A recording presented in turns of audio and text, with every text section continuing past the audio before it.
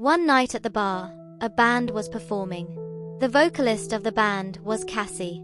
Immediately after finishing her song, she donned her apron and got to work as a waitress at the bar.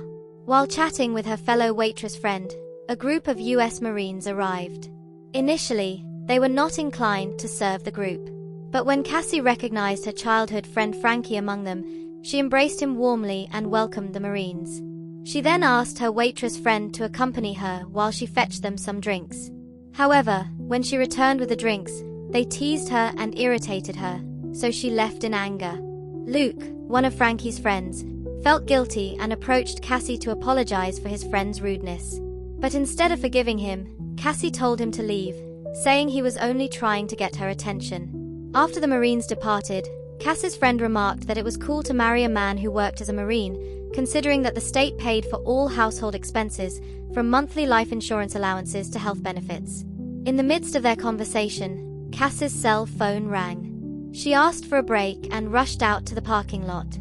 Inside her car, she checked her blood sugar level and then injected insulin. It turned out that 6 months earlier she had been diagnosed with early-stage diabetes, so she had to routinely inject insulin.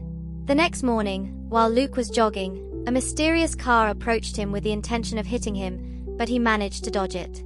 It turned out that the car was driven by a drug dealer named John, who had come to collect Luke's drug debt of $155,000 from before he joined the Marines. Luke had once been a heavy drug addict and had borrowed money from John to buy drugs. John had threatened to kill him and his family if he failed to repay the debt. Luke had begged for more time to settle it. As usual, after her performance in the evening, Cassie went to the restroom to inject her insulin, but she discovered that her insulin supply for the week was nearly depleted and she lacked money to buy more. As she slumped, Cassie accidentally noticed an army badge on the toilet glass and instantly remembered her friend's words about the living allowances that a Marine's wife would receive. An idea sparked. The next day, Cassie visited Frankie and offered him a deal to marry her so that she could obtain medical insurance and receive the wife's monthly allowance for Frankie instead. The proposal was flatly rejected by Frankie, who explained that after his overseas assignment ended, he had already planned to marry his girlfriend. Disappointed but supportive of her friend's decision, Cassie left. Outside, Luke inadvertently overheard their conversation. The following day, driven by fear, Luke desperately invited Cassie to meet him at a restaurant. He told her that he had overheard her conversation with Frankie and that he would replace Frankie, as long as he could receive all the wife's monthly allowance provided by the government. He added that in 2 days he would depart for duty in Iraq and that if Cassie agreed to the arrangement, they would need to marry immediately. He also reminded her that during their contract marriage, to avoid suspicion, they should always send romantic messages to each other and make frequent video calls. Luke managed to persuade Cassie, who was in dire need of money, to agree to the plan. The next morning, Cassie and Luke went to the church. Cassie was surprised to see Frankie inside. It turned out that Luke had asked him to be a witness at their wedding. Frankie lent Luke a ring he planned to use to propose to his girlfriend and told Cassie to keep it until he returned from Iraq. From that day forward, Luke and Cassie officially became husband and wife. The next day, before leaving for Iraq, Luke and the other Marines gathered to bid farewell to their families. He handed a slip of paper containing his brother's name and phone number and said that if anything happened to him on the battlefield, Cassie must immediately contact his brother. Weeks later, Cassie and Luke exchanged regular romantic messages while living apart until one day, during a video call, the Marines' faces appeared restless. Luke explained that the entire army was on guard against an enemy attack. Hearing this, Cassie tried to entertain the Marines by singing a song she had written, asking, "Should we fly or fight? Hope you come back home." Her performance cheered them up, and the next day, during another video call, Cassie happily announced that her band had received an offer to perform at a renowned music festival. Seeing her joyful face made Luke happy too. On the concert day, after some preparations, Cassie and her band performed. The next night, Cassie received a call informing her that Luke had been seriously injured by an explosion and was undergoing surgery. In a panic, she rushed home and called Luke's brother. She searched frantically for the paper Luke had given her, but it was lost. Fortunately, she managed to locate his brother's address on the internet and the next morning hurried to that address. When she arrived, it was Luke's father who opened the door. Unsure where to begin, She introduced herself as Luke's wife and explained her husband's condition on the battlefield. Shocked by the revelation, Luke's father admitted that Luke had never told him about his marriage or why he had joined the army. All the family knew was that he had accumulated significant debt and caused trouble. 3 days later, Luke was sent home to America for further medical treatment. He was astonished to see his entire family come to visit him and wondered how they had discovered his secret. His father then gave Luke and Cassie some time alone. Cassie explained that in her panic, she had informed his father about them. Luke clarified that he had kept his marriage hidden because his father was a cult frequently in contact with military officials who are now his superiors. If the fake marriage were discovered, his father would surely report it. In the end, since the entire family had learned the truth, they decided to live together and behave like a real family. To avoid suspicion, Cassie laughed it off and then inquired about Frankie's condition, holding back tears. Frankie replied that he, too, was a victim. But unlike Luke, his life could not be saved in the mine incident. Overwhelmed by the news, Cassie broke down in tears and left immediately. The next day, after Frankie's funeral, Cassie gave Frankie's ring to his lover, explaining that after returning from duty in Iraq, Frankie had intended to propose to his girlfriend, but Frankie never made it back home. 1 week later, after leaving the hospital, Luke was forced to stay in Cassie's apartment so that no one would suspect their arrangement. Luke also began undergoing weekly therapy sessions with his father and brother until he fully recovered. Before his father arrived the next week, they worked together to make the apartment resemble that of a newlywed couple. Later, Cassie's singing career began to take off. Music labels became interested in producing her songs. Meanwhile, Luke remained focused on his recovery.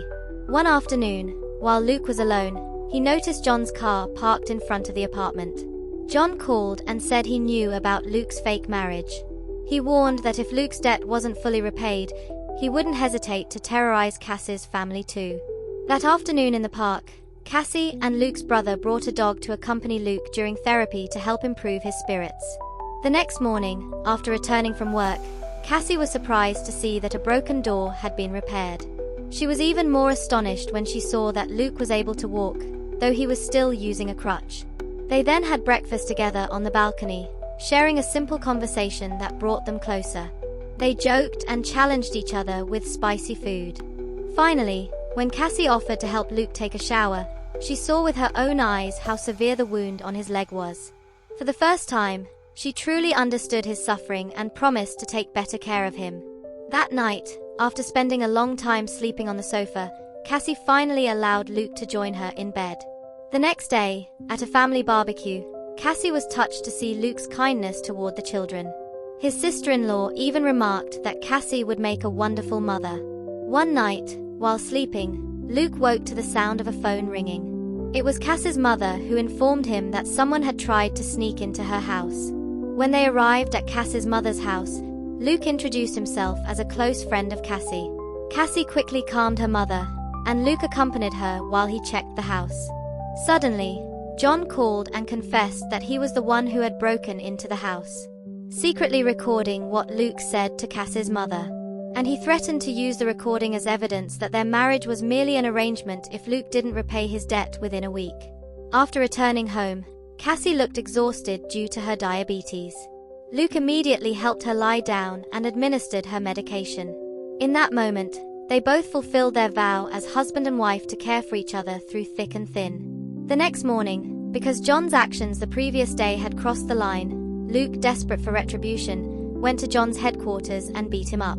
Satisfied, he then used government funds to pay off the remaining debt before returning home. He visited Frankie's grave to vent his frustrations. When he got home, Luke was surprised to find all his belongings packed in a suitcase.